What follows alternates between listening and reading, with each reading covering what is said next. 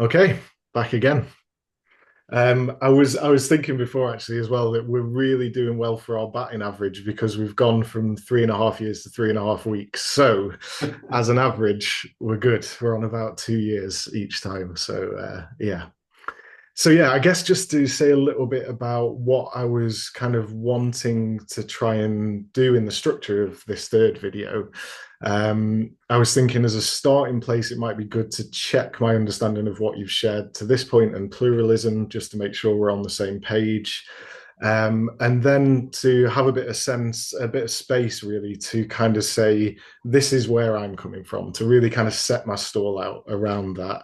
And I think that will give us plenty to talk about and see how that lands with you and how you respond to it. And then, yeah, just to have some time as well for comments that people have left that we said would address from the second video as well. Sounds great. Okay. So this might be very kind of reduced because obviously the history is a lot greater, but I guess I just want to check in on a few things, make sure I've got it. So primarily from the second video, where you'd said a bit about your history, I guess, and the way that person-centered had been within that and through your history. And from what I understood, it seemed like what stood out for you was more about kind of Rogers, his philosophy, his writing, maybe over and above a kind of person-centered theory as such. Is that a kind of fair summary or I not so think much? it would depend on how you define person-centered, Okay. which maybe we need to come back to. But certainly, yeah, I Yeah. was very influenced from the beginning by Roger's writing, and particularly in the 61 on becoming a person, what it means to be fully functioning. Yeah, yeah. So it was almost like that was what kind of grabbed you at that time. And I guess the sense I got when you were looking both, I guess, through your studies, going to Strathclyde, even beyond that, that there was just this like presence of it in some way. Like it spoke to you and it was kind of a thread that followed through a lot of the development, I guess, of your career and understanding. Yeah, I think implicitly rather than explicitly, and I think Sure, certainly there was for me a kind of very initial resonance. So it wasn't that I read it and it transformed how I thought. I think sure. I found in it things that I really resonated with. Yeah, yeah, that feels fitting actually, as you say, yeah, the kind of resonance of it and yeah, how that played out, I guess. And again, to fast forward, I suppose, to the kind of pluralism aspect, if I understood right, there was something about you and John McLeod kind of setting up that center and maybe starting kind of with a person-centered framework, but then a bit more. Like what more can we do beyond that to make it kind of most helpful or most of use. Is that fair? I mean, I think again, it depends kind of what you mean by person-centered framework. Okay. And I think it was interesting that you distinguished between Rogers and person-centered earlier, and I think that would be useful to come back to. Um, I think certainly person-centered, if we think about person-centered practice in a kind of classical sense, Yeah. yeah, that I think that'd be fair to say that we both really valued the person-centered classical practice, but felt that there were things that could be built on that Mm. with certain clients at certain points in time, yeah, to be Yeah. most Yeah. helpful. Yeah, maybe unsurprisingly, you're capturing your own history much better than I can. So that's good to hear. Yeah, it feels like what you're offering back in that just really captures the essence of what I'm trying to say, but captures it a lot better. Um, so I suppose there's something for me in that in terms of building on that kind of classical approach, which feels a really important part of this discussion for me. Because I suppose when we're talking about the essence of person-centered or a definition, I suppose one thing that I always come back to, particularly in practice, is this idea of the kind of necessary and sufficient conditions. I think that is a foundation for a lot of person-centered practitioners. And again, tell me if I'm wrong, but I'm wondering if something of that development you're talking about in pluralism is a kind of necessary but maybe not sufficient. Is that a fair summary? I mean, I think that, Chris, this is where I would go to the research evidence, Sure. um, which for me puts out a case that the condition, well, I don't think necessary and sufficient is a helpful framing, and I think Rogers himself Okay. said that it's very all or nothing, and you get into debates about how much empathy, what is, what does it mean to say there is or there isn't empathy. What I would say is that for most clients, most of the time, there's a very strong association between empathy and outcomes, more moderate for positive regard, and the jury's a bit out on Congress, but generally it seems to be, the evidence shows that seems to be some positive association for most clients most of the time, and that varies. And I guess I would put my understanding of the recent evidence as summarised by Norcross and in the psychotherapy relationships that work, but Mm. I would put that over a kind of faith in that Mm. those six conditions per se, and maybe Yes. that's where there is some difference. Yeah, that might actually be the point of divergence. It feels like maybe a really important point that because another part I wanted to bring in was this experience of kind of dogma sometimes, or maybe being restrictive in Yeah, person-centered. And I wonder if that's also what we're talking about a bit there, is that the difference between someone saying, this is the approach I do, this is what I understand it as, and that is it, compared to, for example, a kind of development, which you're talking about, which may be based on research and similar to say, okay, there's clear evidence of these aspects, but we can also do this and this. And that is shown to be effective in terms of counselling therapy. So for me, that feels a really important distinction and maybe the crux of what we're talking about here, that I think I would say for myself and maybe for others in a person-centered position that they may subscribe more to that kind of idea of necessary and sufficient. And this evolution side is where some people, and maybe when you experience the kind of dogma and things, is kind of saying you can't divert and call it person-centered. And I suppose there's something in that for me too, is like when does it stop being that? If we're adding things on through research, then that feels fair to me, understandable to do that in terms of efficacy. But I do think it's maybe another debate in terms of approaches and when it is or isn't an approach, which is difficult to define, I guess, why we're doing this. But I wonder if that's the divergence of where we both are and maybe where we go our separate ways down the road. yeah.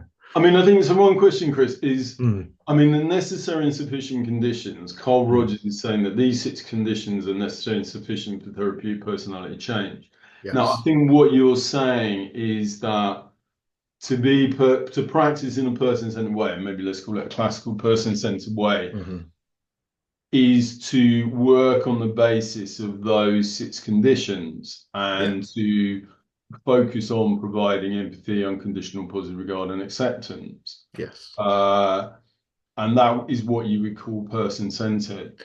I think the way that Rogers frames it in 1957, 1959 is a statement of what causes change. It's not a statement of practice. Right. But I think what you're saying, Chris, is that you probably agree with me that as a kind of hypothesis about what causes change for Mm, all clients all time, that's probably outdated and that there's been more recent research and research shows something else.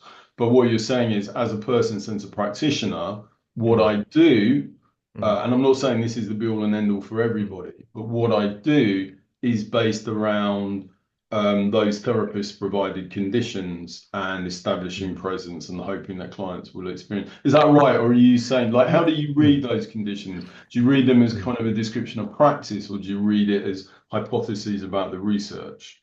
Yes, I think so. There's kind of two questions there. I think primarily, and we'll maybe come back to this as well, is I do see it as a kind of foundation of practice. I think it is what the practice is. And what I'm thinking about as you're talking is something like supervision for me. So supervision is nearly always related to those conditions. It's not about kind of hypothesizing about the client. It's not saying, oh, I bet they're doing this because of this, or maybe there's something like that there. What I'm doing in supervision is checking in with those conditions, is like, where is my UPR lacking here? Where is my empathy lacking, congruence, so on. And I think, yeah, that is the core of my practice. That is what I'm referring to. That is what I'm focused on in what I'm trying to offer a client. So it feels so central, so essential in this approach. Yeah. Because I guess I would see that statement as a kind of research statement, as a kind of statement of faith. Mm. Certainly somebody who held that position today, and I would really challenge that. But I think for you, what you're saying, Chris, is that as a practice, and Mm. as including supervision, which is based around those conditions, and Mm. which is me as a practitioner, what I do as a practitioner is I provide empathy in an acceptant way. I try and be real in the relationship. Yeah.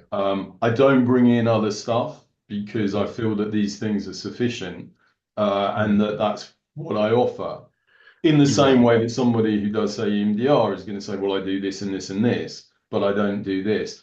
I absolutely, have deep respect for that. And I also believe for many clients that that's an incredibly powerful, Mm. um, effective, helpful way of working Yeah. that can really bring about a massive amount of change. So I think we're Mm. kind of on the same page as that.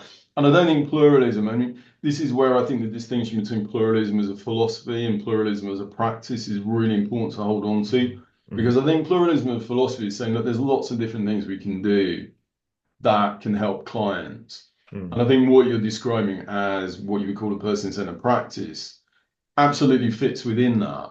Yeah. Where you're saying that this is what I do, this is what I tell clients I do, this is how I work with clients. Mm. I think from a pluralistic philosophy standpoint, that absolutely is compatible. I think, pluralism as a practice then would tend to bring in other things.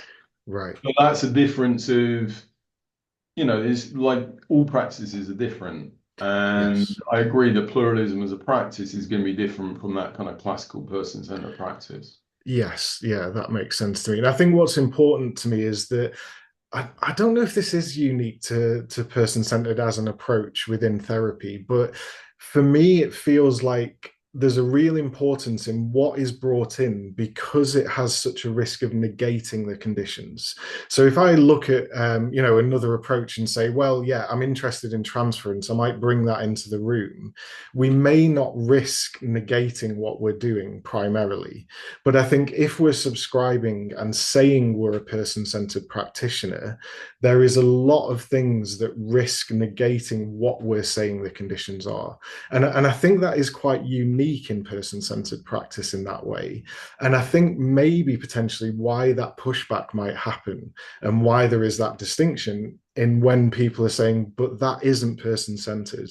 I don't, for me personally, I don't think person-centered is something that we can be sometimes. For me, it's like a much deeper belief and practice that is consistent. I think consistent is really important because if we're saying something like, and I'm kind of simplifying this, but if we're saying something like, I believe that the client is the expert on themselves, the moment that I start to think I know better than the client, I have gone against the principles of that approach. And I don't think that's the case with a lot of other approaches or integrating approaches. But I do think it's the case with person-centered.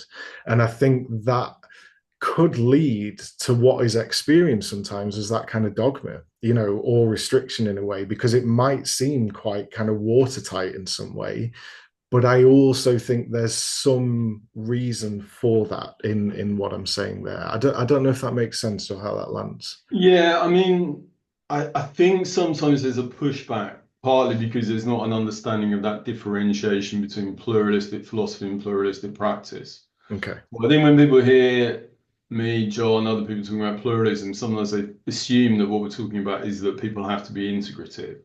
And I Okay. don't think what they realize is that, when we're talking about pluralistic philosophy, we're setting a framework which says that lots of different therapies can be helpful for lots Mm. of different people at different times. There's not one best therapy, there's not one right therapy. Yeah. My sense is, Chris, you probably agree with that. I would agree with that. Yeah, Yeah. absolutely. Yeah. Okay. And what we're saying is that there's a kind of person-centered practice within that, or that can sit quite comfortably within that. That's different from an integrative, more pluralistic Mm. practice, but is Mm. quite compatible with a kind of pluralistic philosophical outlook. That might be tricky. I think because Okay, that is what's the going tricky back. bit? I think the tricky bit is around that kind of negating that I was talking about, is that within that person-centered practice, if we're holding that, so okay, let me make sure I've understood this Yeah. actually. Are you saying something about, let's say, if we say offering the core conditions, that that might be an element of the of person-centered practice that could also sit alongside something else? Is that accurate? No. Okay. No. What I think what I'm saying is that offering the core conditions as a Mm, practice is a mm, really coherent for me model of practice mm. that is what you're calling person-centered. I mean, I would say that's one understanding of person-centered. If you Sure. go to Belgium or you go to Ukraine, as we Mm, know, they have different understandings and people define it in different way. But mm. you're right that many people, particularly in the UK, would define person-centered as being based around those core conditions. Yeah. And certainly, that is a model of practice. This is what I do. I provide those core conditions. Um, I hold a particular model of the person. Mm, That, for me, is really compatible with the pluralistic philosophy. I don't think there's mm, any kind of tension there at all. I think for me, though, where it starts to get tricky is when you're saying, now, are you saying, so your model of the person, mm. so you say there needs to be a consistent model of the person? Um, I think it is Okay. based on that. For me, Okay. the practice is based, when I think about something like the 19 Yeah. propositions, I Yeah. think it is for me personally, and of course I'm extremely biased, but from my point of view, it feels a very solid and kind of capturing of Yeah. personality and how people operate. And so therefore, if we accept that, then this way of Okay. practicing makes sense. Okay. Do you think that somebody understands a person in a different way is wrong then? No, not at all. But I think what's really important to me, because I was thinking about this before, is something as well about the kind of congruence of the therapist. So for me, it's never a case of saying that person-centered is better. I mean, we can just see that in research anyway. It's pretty much kind of relatively level playing field. So therefore, I think what I can focus on is what can I practice most congruently? And for me personally, the person-centered approach is that. So it wouldn't be that I'd be sat with a client thinking like, oh, just wait till they realize this is what they need. It isn't that. It's like, this is what I feel I can offer well and I can offer congruently. And, it does certainly happen. There's clients saying, actually, I want this. And I'm thinking, I'm not the person for that. And that isn't out of like a stubbornness, although I am very stubborn personally, but it's more out of, if I say, okay, I'll do a bit of this, then it may be a bit of a stretch to say this, but it can go to incongruence. It's almost like, well, I'm just doing this and I don't believe in it. And I'm having to, Yeah. sometimes take power or take an expert role when I don't actually subscribe to that. So it's almost like I don't want to just um almost like pretend to Yeah, do of that, course, good. So Where that's do you see that as running up against the pluralistic philosophy? So for me, the difficulty is in using the kind of label of person-centered. I think that's what I struggle with, because there is a risk here that it is misunderstood. And I guess I see that a lot in students. In Sorry, go on. in what using the label of So as soon as someone says, I am person-centered and I'm this, I think it's very hard to have something alongside person-centered that again, as I was saying before, kind of doesn't negate that practice. So, a long time ago, one of the first kind of articles I wrote was around person-centered and CBT, which was being used together loads. And it's maybe an extreme example. But for me, the moment the therapist is thinking they're expert or they may know better, it almost like wipes out the philosophy that was held before in a person-centered way. And so that's where I see the struggle. I think I do ultimately subscribe to person-centered being practiced as an individual approach. Yeah. I think that's how I see it. But what you were saying earlier is you see person-centered as a practice. Yes. And if person-centered is a practice, then Mm, I would see practices as being potentially combinable. mm, And there's emotion-focused therapy, which is person-centered in Gestalt. There's existential versions of person-centered. mm. So what you're saying is that person-centered is not, I think you're saying then it's more than just a practice for you, person-centered. It's Mm, also a belief about your model of person-centered. What you mean by person-centered mm. is not just about practicing the core conditions. Yeah. It's a particular belief about the person, and that belief about the person has to be there for it to Mm. be a coherent package. Right. And actually bringing in other practices um, undermines what you would see as that kind of person-centered belief about the person. I would say that's true, but I think I could also say it's true on a practice level. And to say something like, I don't know if this will make the point, but if we take something like acceptance, and UPR, then I think a lot of other practices, although people might say it's based in acceptance, might actually not be. And so then, even in a practice model, if we're bringing in something that, let's say, has an agenda to change the client, then we have wiped out UPR, and so therefore it isn't person-centered anymore. So I think that also works on a practice level as well as a deeper level. Um, and I guess the crux of it is like I want to protect what I see as a very powerful approach and philosophy. And when it's kind of used in other ways, it has this risk of really diluting and kind of promoting misunderstanding of what it is, I think. So that's where it's coming from in me, at Yeah. least. Yeah. Yeah. I mean, that's really helpful, Chris. And I think I have a sense of that. So it's not just about a practice, it's about a kind of belief about the person and combined with the practice as a kind of coherent whole. I think Um, that's true, but I think also if we just look at it in practice, it also stands up in that way. I think, yeah, as I was saying in that example, even if we were just to take it as practice, I think that's true.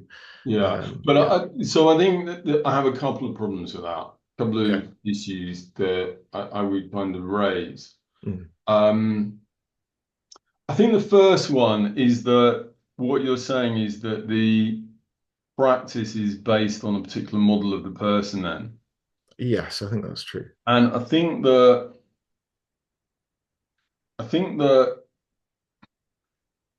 for me that feels a bit like a kind of faith, which in Okay. itself isn't a bad thing. Mm. But I think that a model that is faith-based, because I mean, what the research would show, I mean, we can talk about maybe what that model of the person is more specifically. But I think that what the evidence shows and what we know from the research is that people are multifactorial, that the Mm. way that they learn is both from inside and outside, that people are influenced by their genes and their culture and their Mm. environment, Mm. Mm. by social interactions, by Mm. developmental stages. The best available psychology um, would suggest that it's multi-biopsychosocial models of the person. Sure. And I think the kind of Rogerian understanding of the person is one, for me, one kind of element, which is a really interesting element, but I think one element of that. Now, to say that that is part of my model of practice, Mm. me feels a bit like a kind of statement of faith. I think to say like, this is my Mm. practice, this is what Mm. I do, Mm. and we know, as you say, that it's effective, and that I think is really coherent. But I think to have a kind of model of the person very strongly tied in with that, Mm. as the kind of core of it. There's something about that I can't quite articulate. It doesn't sit right for me. I think Mm. the other bit, which maybe I can articulate better, is that when you take things like, and you say that there's a fear of kind of shattering this model by introducing different things. I just don't think the evidence supports that. I mean, I think if you look at something like compassion focused therapy, I mean, they have very, there's a lot of technique, there's a lot of structure there. Mm, Clients experience compassion-focused therapy as an incredibly warm, as mm, incredibly accepting. I mean, studies that compare CBT and person-centered therapists show that CBT therapists are experienced just as accepting mm, as person-centered therapists. mm, To me, it feels like quite a kind of therapist-centered, this idea of this kind of purity of this, mm, this fear of kind of infection from outside. mm, I think feels like a much more therapist-centered view of the therapeutic relationship. I think if you look at what clients experience, I mean, clients can experience lots of different things. If you look at research about what clients say they experience as building a relationship, mm, one of the key things they talk about is, for instance, about setting goals. mm, So as a therapist, you might say, well, look, we mustn't set goals because that's going to, infect or mm, undermine this kind of very coherent person-centered model. But that's just, if you look at what clients find unhelpful, mm, I've never seen in the evidence clients say things like, well, their model of therapy just wasn't coherent, or, mm, what they were doing wasn't what Rogers said in 1957, that, mm, clients can experience. I mean, we found, for instance, in our research in schools for young people, that the same people who were saying they really like the warmth and the honesty and the trustworthiness of the therapist were also saying, and I really like their advice, I really like their sure. guidance. Yeah. So I'm not Yeah. sure that, for me, I really want to hear clients' voices. And I think if I Sure. was seeing the evidence that clients were saying, you know, as soon as, when they started doing this technique, I just thought the whole Mm, bubble's been burst. mm, But mm. I don't think clients see quite a kind of natural movement between these different things, and they expect therapists to do things that are helpful. Yeah. Yeah. That makes I don't sense. think for me, yeah, I don't think that's how Mm. most clients experience therapy. I get that, and I think there is a really important distinction here because on the one side there is a conversation about efficacy, basically, which I think is what you're talking about, and I think what I'm primarily talking about is the kind of philosophy of an approach. So I'm not arguing this in the sense of this is the most helpful thing for clients. I think that's a whole other Yeah. discussion for us to have. But I think what I'm trying to protect in some way is what this approach is and what the understanding is. And that isn't coming from a kind of uh, fundamental, like everyone must do this and everyone must practice this way. It's not that at all. But I think it is something of, for me, this approach is defined in that way. And it's like, it's almost like, and someone said in the comments on the video, this almost like misappropriation of it. I think that's what I'm trying to protect. So it's not so much about, I'm not saying this isn't a thought, but it's not so much about research or that the avenue I'm going down. It's just like, if we're going to use the term person centered, Yeah. I think it's important that we represent that philosophy as accurately as we can. But sorry, Chris. No, and I was just going to say, and then I think, and then if we want to look at like effectiveness and things, that's a different Yeah. discussion. But Okay. yeah, that's what I'm trying to capture is I'm not arguing with you about like research or what clients find helpful. It's not so much that. Just at this level before that, I guess I want to talk about what the person-centered approach Yeah. is. But I but I'm but to me, Chris, your definition of person-centered, it feels like this almost colonization of saying, I want my understanding of person-centered to be the understanding. And I mm, think, if you take people in, like I said, in Ukraine, for instance, or mm, Belgium, mm, their understanding of person-centered is very different. If right. you look at, like I think our work based on, I would say the person-centered ultimately is about what Rogers writes. Mm, And, if pluralism, to the extent that it's realizing or articulating um, Roger's writings, that would be what I would say is mm, person-centered. I mean, I mm, think, to say, this is Chris Molyneux's understanding of mm, person-centered, mm, and I want to put forward this kind of model. And I mm, think and if people want to agree and subscribe to the kind of Chris Molyneux or the core mm, condition model of person-centered or the classical model, we might call it, although I suspect even within that field, there's differences and there's different opinion. I don't have a mm, problem with mm, that. But I think, I think there is the term person-centered is contested there is mm, different understandings. And I do react against the idea that there is just one understanding, mm, because mm, it feels like, to me, by definition, it feels like that's not very person-centered. I mean, mm, Roger says everybody has their own subjective reality. So how can you be saying, but this is the only way of understanding person-centered? I do get that. I think it's, for me at least, it's kind of less intricate than that. I think what I'm talking about is maybe the more kind of obvious things that go against it, if that makes sense. So when people are saying, I'm a person-centered therapist, but sometimes I will, um, offer a client this, this, and this. There are times that I think that does just go against the conditions. And that isn't like my definition.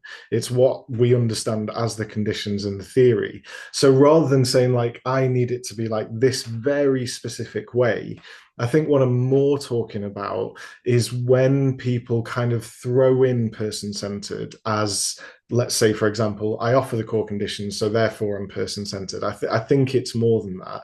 And I think there is a difficulty of it just sitting alongside other approaches, which for me personally, as I said before, would negate some of those conditions. So it's not like this really intricate definition of it. It's just clear examples when people are saying, I'm person centered and I do this, which for me negates being person centered But if I it's not think, based in the conditions. but your definition of person-centered is Mm. the core conditions.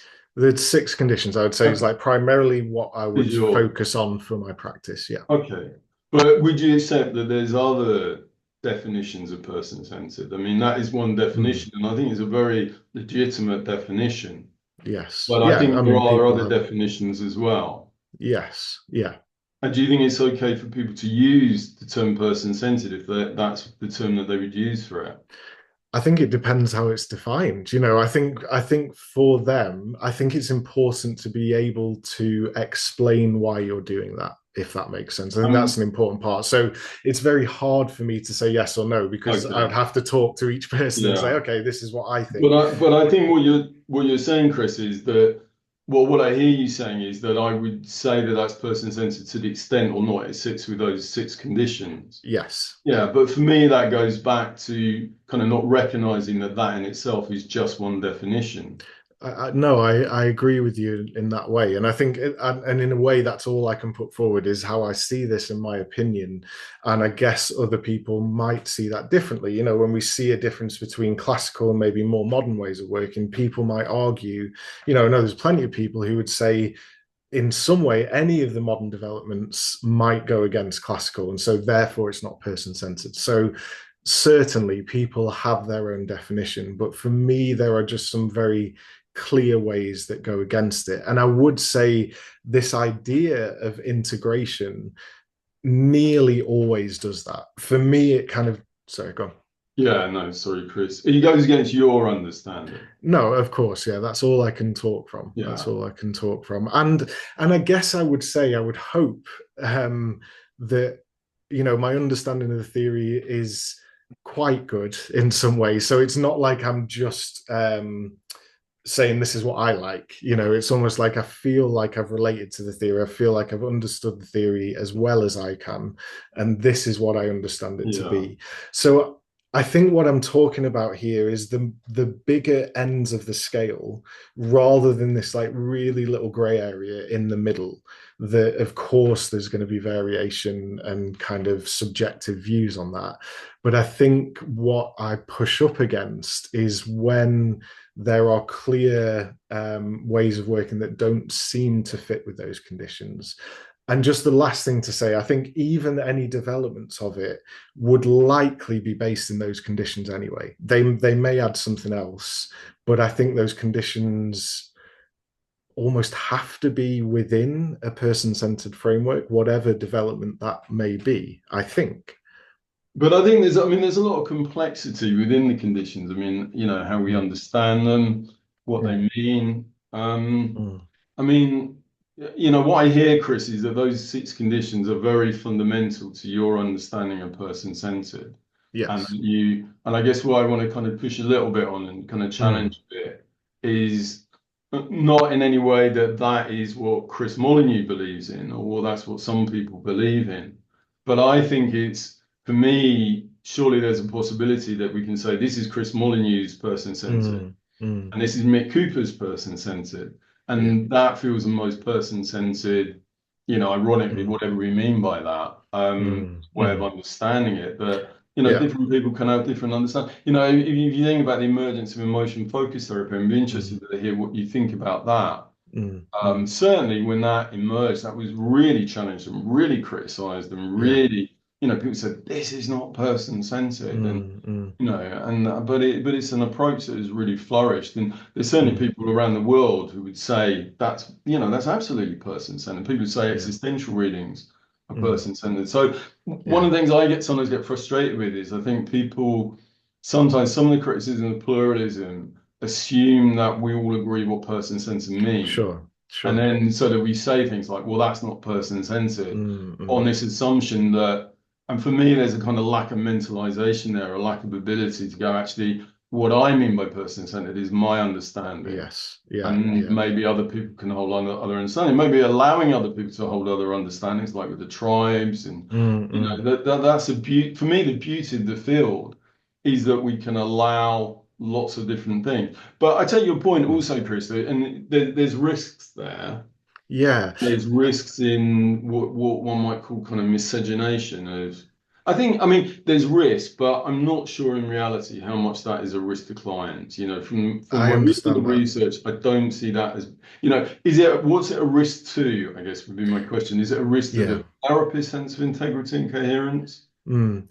Well, I guess if we are seeing person-centered in terms of practice, then to talk about this, if we're saying that this is what we believe is a person-centered philosophy, this is what we believe about the practice.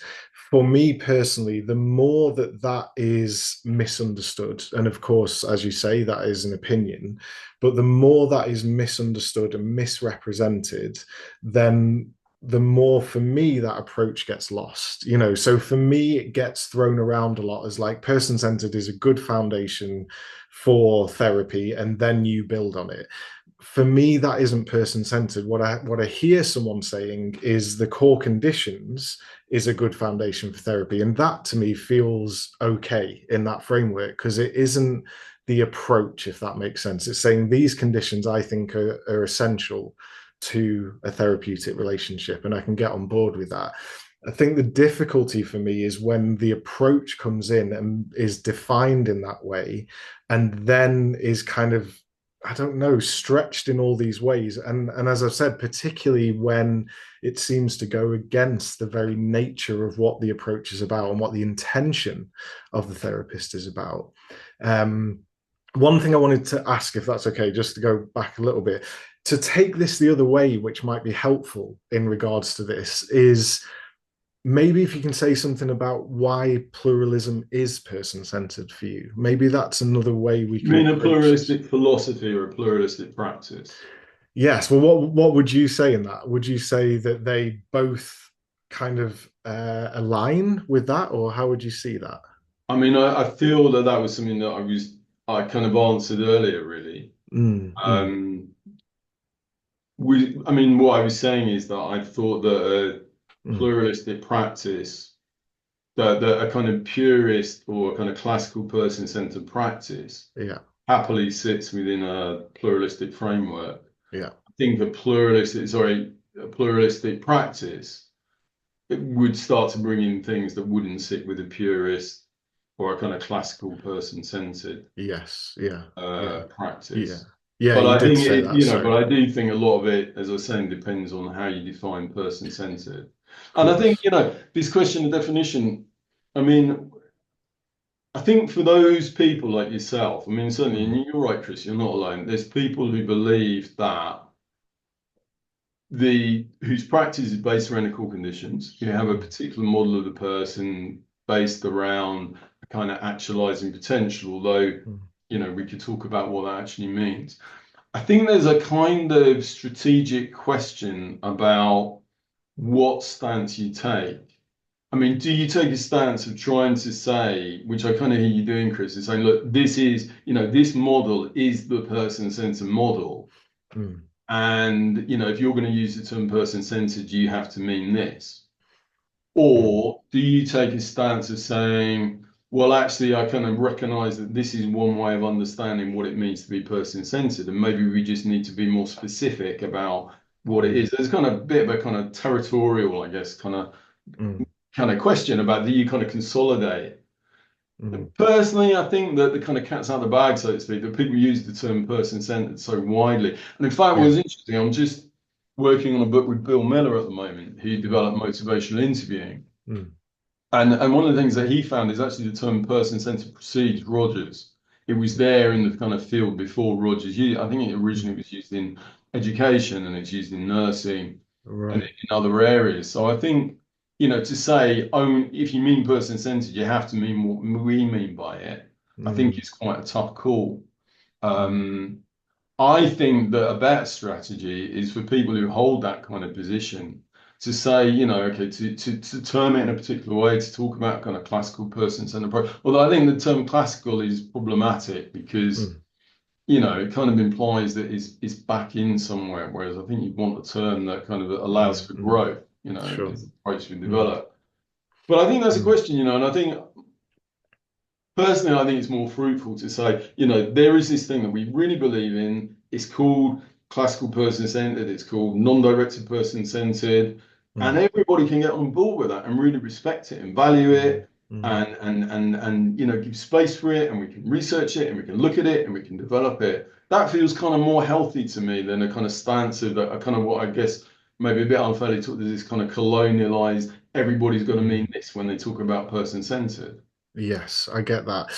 Yeah, I can see. I'm just trying to think if it's like some of that, and I think that's how I'm relating to it. I think, yeah, let me just try and gather this. I think it's something about what my primary concern is, and I know I've said this before, but I just want to go back to it in response to that, is not necessarily just kind of digging my heels in the ground for the sake of it in some way.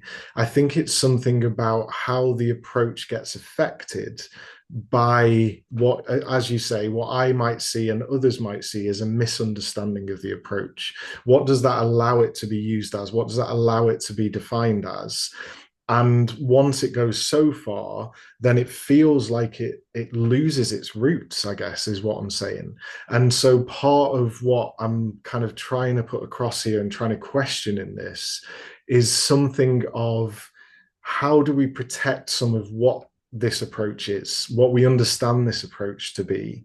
And exactly as you said before, when you said the term is so widely used now, that is exactly what I'm saying, I Yeah. guess. Is like I'm worried about the risk of how widely it is used, particularly by practitioners.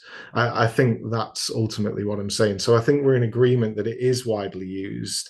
And I think you're saying, yeah, there's a place for that that works. And I think I'm saying there's a risk there, I think, of it becoming diluted, of it becoming misunderstood, of Yeah. it being mispracticed as well. I think that's kind of the crux, I suppose, Yeah, I mean, of what I'm saying.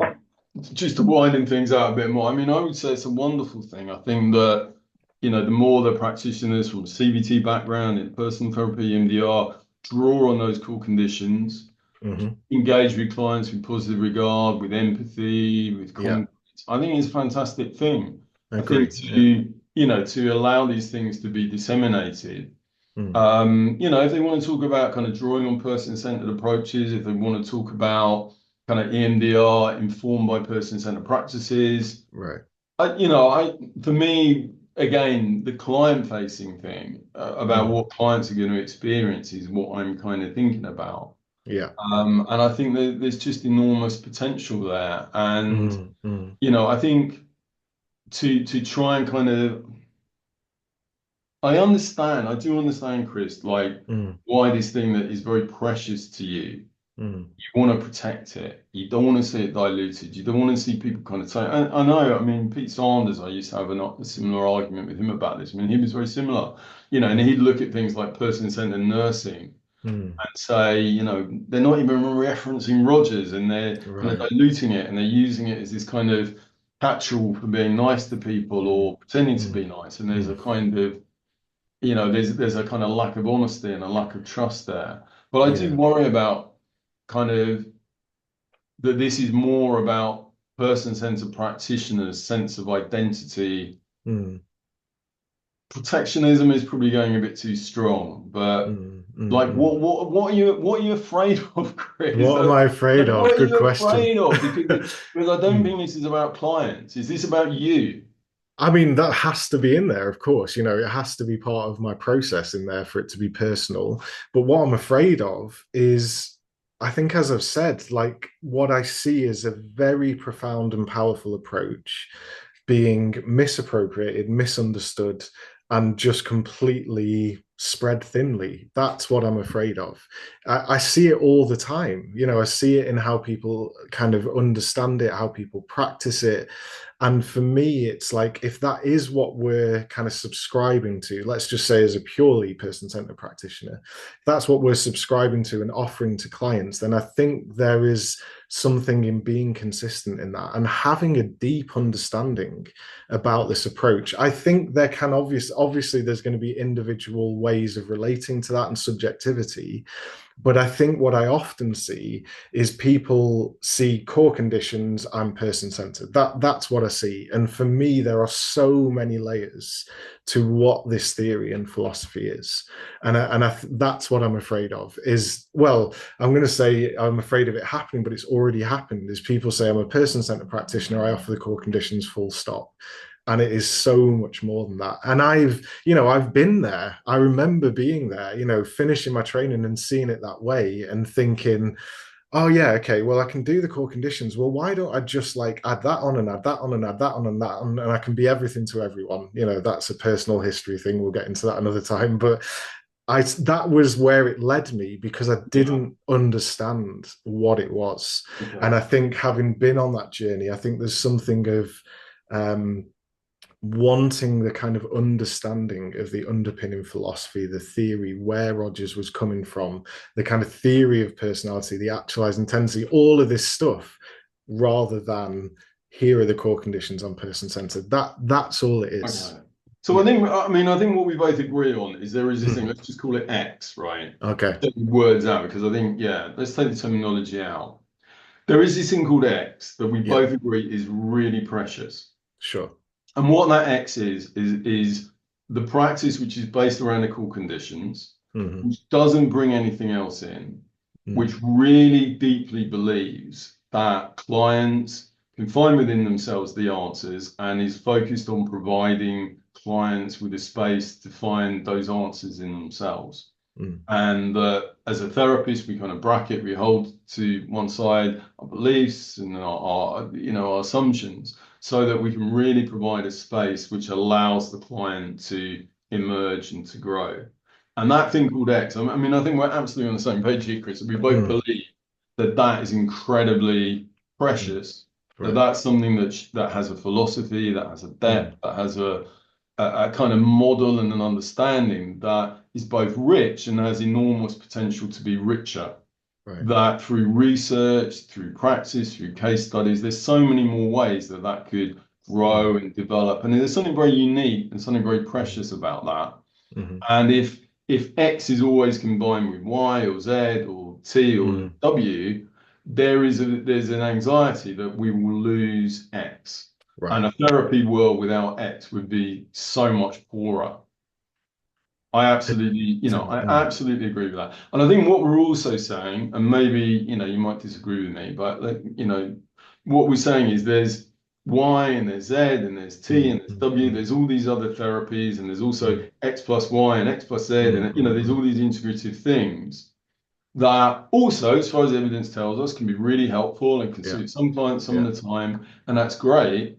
But what we also want to do at the same time is we want to preserve X. Just like I'm Right. sure you say, Chris, we want to preserve Z and we want to preserve Y. And, Exactly. if we take the Exactly. example of EMDR, we Yeah. wouldn't want to see EMDR so mixed in with everything else that ultimately Yeah. people forget those core skills. Right. So I think we're completely in agreement about that. In a sense, what we're disagreeing on Yeah. is partly what you call X. And I think Mm. you would call X person-centered. I would Mm. say X is a particular model of person-centered. Right. Yeah. And I Yeah. would be really wary of just saying X is person-centered and that's the only way of using the term X. That's I have fair. I a more agree with that. Yeah. pluralistic understanding of it. So maybe differ a bit there. But I think that, is there anything else we differ on? No, I think that's a good summary and a good way of capturing it. I guess what I'm saying is like when it is XY, it's no longer X. And what does that mean for X? That's what I'm saying. But I think generally, I think that's a good summary of our positions. It feels, yeah, I kind of feel clearer on that. And it feels like there's a clarity on where we are, where we cross over, and where we differ, and to be able to define that. So for me, it feels quite clear. Yeah, we've done it. So do you still feel at the end of the day X should be called person-centered? I mean, yes, but like you say, that is difficult because it's always going to be a subjective understanding of what that is. So it is problematic. I totally agree with that. You know, even within the person-centered world, for sure, there's massive kind of range of understanding and agreements about certain aspects of it. So I completely admit it is subjective. And I think it's something like that in terms of I'm kind of wary of opening up modern developments because that could be a whole other thing and I'm aware of time. But um, I think for me, what it is like a lot of things like modern developments and other things that might be termed person centered, for me, goes through those conditions and the theory to try and understand if we ascribe that to person centered or not. I think that's an important part of it. So it isn't that this is it and it remains this way, but it's like, you know, even if we look at something like relational depth, fragile process, things like that, we can kind of plug it through the conditions and kind of say, are we still offering the conditions in this? Is this still kind of in line with that understanding? In order to see Yeah. if we would define it as person centered, but that splits the kind of person-centered therapist as well. Is I know some would say relational depth is not person-centered or it is nothing new in a way, whereas others would say this is a very important modern development in how we understand it. Yeah, so there's that too. It's almost for me, it's like a reference point to look at some of the developments as well. It is my understanding. Yeah. Yeah. Yeah. Yeah, so Um. you say that mm, everything goes through X. I mean, I guess for me, yeah, so we kind of differ that. I guess we probably do also differ on how much we think, as a separate issue, and you mm, flagged that, I think, rightly to say that the question of effectiveness is something different. But yes. probably, part of this does come back to this question of how much do we believe the core conditions should be central to effective therapy. And we Mm, probably, do have some different views there. Maybe, I yeah. mean, that's for another discussion. I mean, I spent a long time believing and writing about the importance of the relationship and relational Mm, depth. I think that I I hold the core conditions very lightly. hmm I think these days, I mean, I've written a bit about this, but I would see that kind of those three conditions as a fairly ad hoc selection of relational variables based in 1959 and the hmm research before that. And I think if Rogers was around today, he would probably define it in quite different ways. mm, Um, so I think that, yeah, I would probably be, I mean, I hear what you're saying that view X is defined in terms of these core conditions. For me, I think more than anything else also, Chris, what worries me about that is that I feel like it makes it quite close to the research. Because if you say, right, my I, practice is based on these three conditions, I mean, what happens if mm, the research shows that actually, I don't know, empathy is not mm, particularly helpful? Like, what do you do? Do yeah. you then say, well, I'm going to Mm, do this anyway? I, Or, mm, like I think yeah. we're better off defining practice. I mean, maybe going back to what you were saying earlier in terms of a particular model of the person, Mm, particular belief about the person, that completely contradicts what I was saying earlier, but mm. that's the nature of dialogue. Maybe that is a more consistent way of saying, well, look, this practice is based Mm, around this kind of particular way of understanding. I yeah. think for me, what I see as most valuable is a particular, yeah, I think things like, kind of trying to understand the perspective of clients, trying to think Mm, about what's most helpful for clients is what I would see as probably most valuable in a therapeutic practice. And I guess, mm, therefore that's what I tend to read in Rogers. I tend, mm, mm, like we mm. have, your understanding of Rogers person-centered is X, mine's kind of Y, and I think Y, obviously they overlap. But I think for me, what I read in person-centered Rogers is the idea that we should be client-centered, client-focused. We should be thinking about looking at the evidence about what the clients really say is helpful, and that's where a kind of pluralism emerges from, where I could, I think part of me would want to say actually, and this is maybe where some of the tensions come in, because part of me would want to say, well, look, my definition of person-centered is Y and yours is X. And you can say, but actually X really is person-centered. And there's part of me that wants to say, well, actually Y really is person-centered and Chris, you're wrong. But I kind of feel in a kind of nice liberal pluralistic way, I'm quite happy to say, well, your definition is X and mine's Y and somebody else is Z and that thing, that. But then if somebody else digs their feet in and says, no, it's X, there's that kicks off the part of me that wants to say, well, actually, maybe it's Y. Yes, yeah, and that's I fair. think we're better off, just like we, in the way we think about religions, we think about lots of different philosophies of allowing difference. Because I think if you start saying, my view is the right one, I don't think, apart from anything else, I don't think people are going to go, yeah, you know what, Chris, actually, you're right. I think people are going to go, no, actually, mine's the right one. Yeah, I think what that helps me reframe actually is maybe a better way to approach it and offer it out there is not that the definition has to match my own. I think all I would like to say to people is please understand the theory deeply. I think that's all I'm saying ultimately, because what happens so often is that it is taught on a shallow level and in a very basic core condition level. And so for me, maybe it is more about what is the depth of understanding of this approach for each person that is practicing it. So maybe that's that feels for me at least a good point to get to. It's like understand it as you wish, but give it time, go into it to understand what was being offered and what was being written under this framework, to then decide what it is, rather than a lot of the time tutors might just teach core conditions, person-centered, done, and it's so much more than that. So I guess that's all I'd like to say. Yeah, you're worried, you're concerned that people don't recognize the depth or go into the depth or learn from the depth. What you're saying is that, I totally agree with you. There's so much depth in Rogers and the philosophy around it, people like Peter Schmidt. And for people just to learn it at a superficial level, I guess there's something about people thinking that that's all it is. The problem is that then they don't recognize all the possibilities that are there, the potentiality. Exactly that. Log gets missed. Totally. Yeah.